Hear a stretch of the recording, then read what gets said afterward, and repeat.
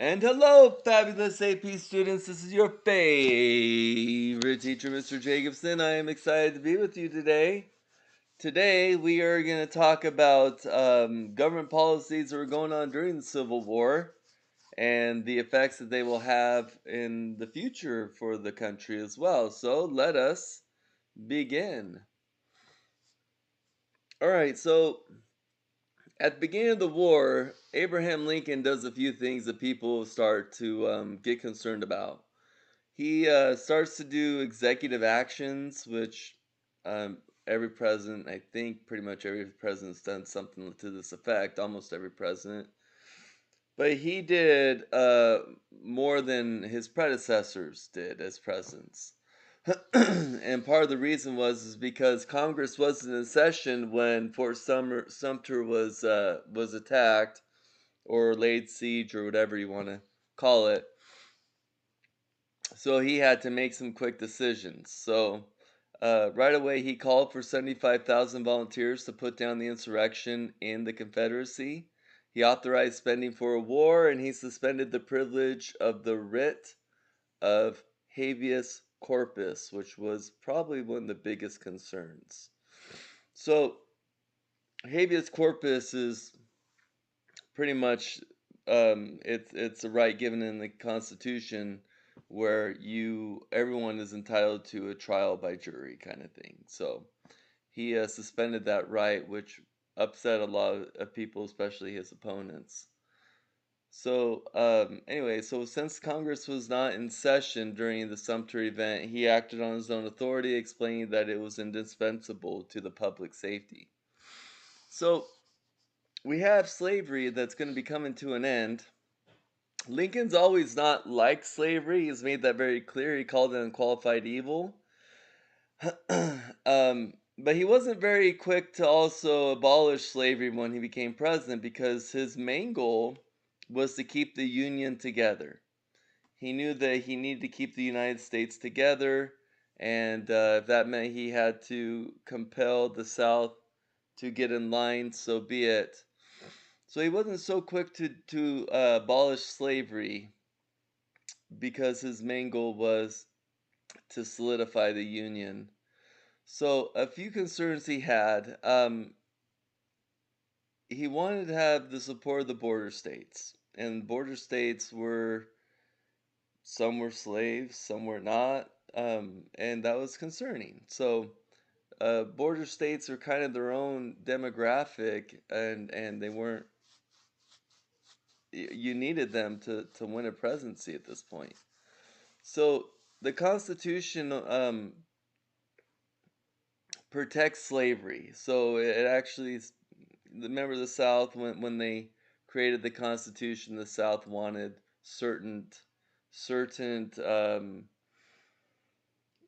um, what's what I'm looking for? They wanted to have some assurances. That's the word that slavery will not be impeded upon.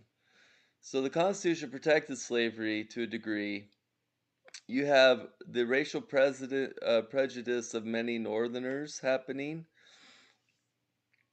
Remember, a lot of prejudice was happening, especially to immigrants in the North, because they were concerned. And then those immigrants were concerned that if we free the slaves, then the African Americans would then take their jobs. And so anyway, just a lot of complexity going on here.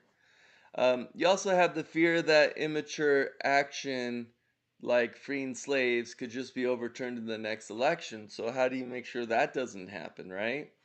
So, there's a lot of things going on here to keep in mind. It's not just simply, right or wrong, black and white kind of attitude. And Abraham Lincoln understood the complexity of this issue and was very judicious in how he approached it. So we have the Confiscation Acts that are going to happen here. Um, so the war begins, right? And then a lot of slaves try to flee to Union Army camps. And General Benjamin Butler, he refused to give them back to his owner. And even though the Fugitive Slave Act says that you have to, it's a federal law, right? But he argued that if we did that, that would be assisting the Confederacy, and that would be giving power and resources to the Confederacy to win the war, which was in not in the interest of the Union. So they started to give give slaves the title of contraband, meaning that we're not giving them back because we're just aiding you in fighting us.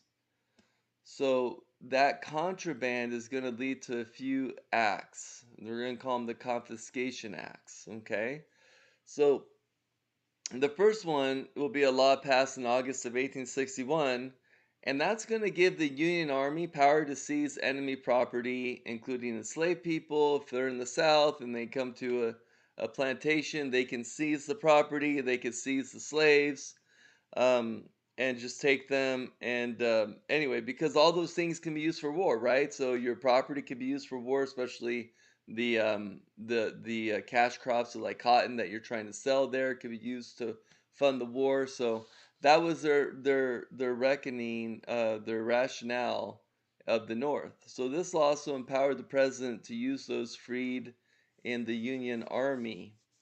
So the law passed in July of 1862. You're going to see freed persons enslaved by an individual in rebellion against the United States. So we have these acts that are happening that are just making it a lot easier for freed slaves to be more involved in this war. And eventually you're going to start seeing uh, these slaves fleeing to these Union camps because they want to be freed, and as a result they're going to be used uh, in Union armies. And every time a slave is going to escape and get to a Union army, they looked at it as hurting the South because now that's one less person that can work, and it could exacerbate the problem of starvation, which the South is starting to feel. So you had the Emancipation Proclamation happening. Lincoln wasn't really sure. He knew he wanted to do something like this. I don't think he was sure if during the war was the best time, because there was just so much division, and he had a re-election coming up. But he was also losing a lot in the beginning. You have the Battle of Bull Run, the first one he lost. Then you have the Peninsula Campaign with McClellan, and they lost. And then you have Pope, and he does another battle, the second Battle of Bull Run, and they lost again. So it's not looking so good. However, the Battle of Antietam, that changed everything because that was a battle where Lee infringes into the north in Maryland, and he's going to have a battle, and because an officer of Lee's dropped the military plans, the Union had a leg up on them, and they successfully repelled Lee. And so that was the I guess that was the gust of wind that Abraham Lincoln felt he needed, because if he'd done the Emancipation Proclamation while they're all losing battles, then it would look like that's it. It's a desperate attempt. Abraham Lincoln's just trying to get more manpower, if you will, and it wouldn't look at it. It wouldn't be a position of. It wouldn't be a proclamation of strength. It'd be a proclamation of desperation. So when the Battle of Antietam was fought and the North successfully repelled and chased back Lee to the South, now that was a decisive, I shouldn't say victory, but it it went better in the favor of the North than the South. So with that said, he is then at so Antietam is going to happen in September of 1862, and then the first day of the new year, he is going to announce the Emancipation Proclamation. Now this is going to have some consequences. We're going to see um, the Confederate, okay, uh, so whatever states that are in the Confederate and the Union's hands, those are the slaves will be released. But there wasn't a whole lot of Confederate land that was in the control of the Union states. So when that happens, you have like 1% of the enslaved people are going to be freed because the South is at war and they're not gonna honor the Emancipation Proclamation, obviously. Um, However, the proclamation is going to do something that's going to forever change the view of the war, which is this is no longer going to be a war of succession. It's going to be a moral war because now it's about emancipation. And this is going to cause Britain and France and other countries in Western Europe to be like, I don't think I want to back the South now because it was a highly moral issue. Even Britain was the first to abolish slavery. So, um, so it was a wise move because of the moral element that was brought about to it, which also gave people a new motivation to fight in the North.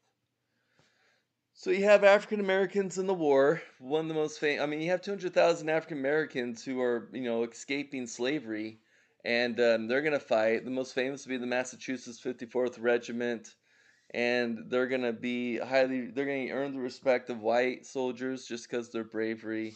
Um, and we have movies like this, like Glory. I don't know if you ever see Glory, but it came out in the 90s. It's very powerful about this time period. So you have the political changes happening as well. So we're seeing so the Republicans of the North, they're not all agreed, and you also have Democrats still in the North. And anyway, so there's still divisions happening in the Union. You have radical Republicans, and they're going to demand the immediate abolition of slavery, right? You have free soil Republicans who are more focused on the opportunity for whites, especially those who are not immigrants. And so you have concerns about the immigration. However, the immigration concerns is going to take a bit of a backseat until the Civil War is completed. Then those concerns will be more forefront on the minds of people once again. Most Democrats supported the war in the North. We're talking about the Union, okay? So in the North, most Democrats supported the war, but they criticized Lincoln's conduct during it. I mean, the suspension of habeas corpus would be something they'd be very critical about. And then some Democrats called peace Democrats or Copperheads. Copperhead is like a snake. Um, and they're going to oppose the war and they want to negotiate peace with the South. So that's kind of where we're at. So we got some civil liberties happening. I talked to you about habeas corpus, and it was very concerning because you have a lot of states that had a strong Confederate sentiment, and Lincoln's going to suspend habeas corpus. This means that people could be arrested without being informed of the charges against them. So you're going to see about 13,000 people who are arrested on suspicion of aiding the enemy, and many of them never even saw a trial. So that's not going to go so well for Democrats, and also just some people who are just constitutionalists in general. Um, you're going to see a lot of border states. Well, Abraham Lincoln saw that some border states, it was hard to determine like exactly who the combatants were and who were the non-combatants. Those border states, especially like Missouri or something, is a slave state.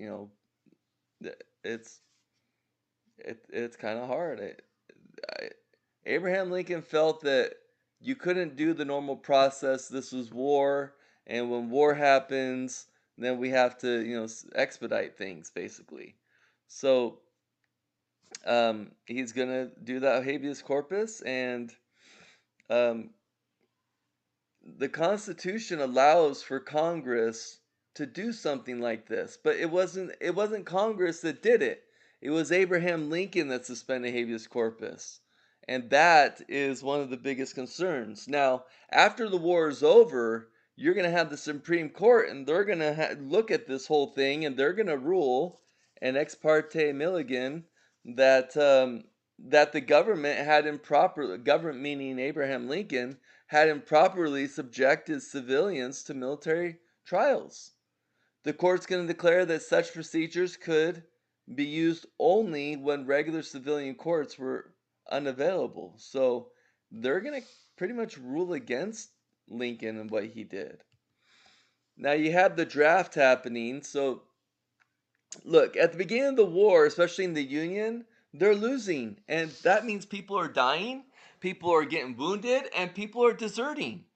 Abraham Lincoln, he would spend hours just pardoning soldiers who deserted. He didn't have the heart to um, to call them to, treason's a very serious thing. Okay, especially if you're a soldier and you desert, you're likely going to get hung.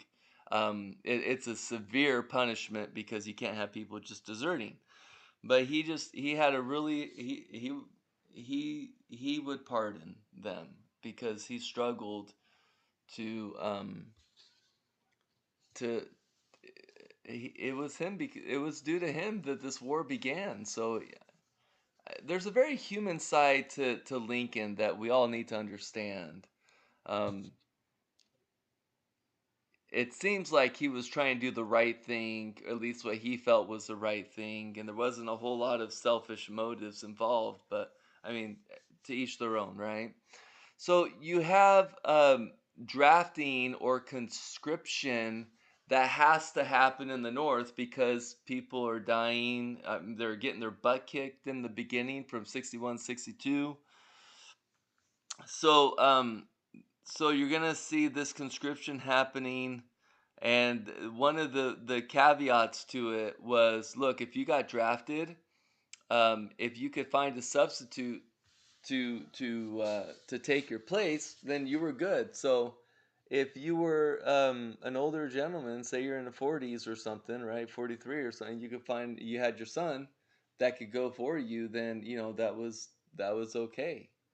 Or if you were really wealthy, then if you paid $300 exemption fee, then that was okay as well. Now that exemption fee just, yeah, basically just helps out the rich, right? So that's going to really piss off a lot of people, like the poor laborers, Irish, German immigrants, etc. Many immigrants feared that when they returned to civilian life, when this was all over, that African Americans be taking the job because they're not free. So a lot of a lot of concerns going on here, and some of them are pretty legitimate. Like more people in the workforce is going to be harder to find a job, right? So in July of 1863, protests about the draft quickly turned into a riot against the city's black residents. About 117 people were killed before federal troops and temporary suspensions of the draft restored order. So we got a lot of federal power that's kind of being flexed here and during the war. Um, as the Union Army experienced more success, the old argument of nullification and succession receded. After the Civil War, few people doubted the supremacy of the federal government. The abolition of slavery gave new meaning to the term American democracy. And here's a picture of Lincoln at his famous Gettysburg address, November 19th, 1863. And Lincoln rallied the Americans to the idea that this nation was dedicated to the proposition of all men are created equal, and that the country was experiencing a new birth of freedom, which many people believe he was referring to the Emancipation Proclamation. So these words will continue to shape American ideals of democratic government in the United States, and we're going to see how those ideals will kind of spread through the world and how they perceive them. You have economic changes that are going to happen as well. War costs money, and money can be hard to come by. So one thing that the government did is they had to borrow $2.6 billion in government bonds. You have Congress who's raising funds by increasing taxes, adding excises, excise taxes, and institute the first income tax. You have U.S. Treasury issuing 430 million in paper currency. So now we have this paper currency called greenbacks because the back was green, obviously.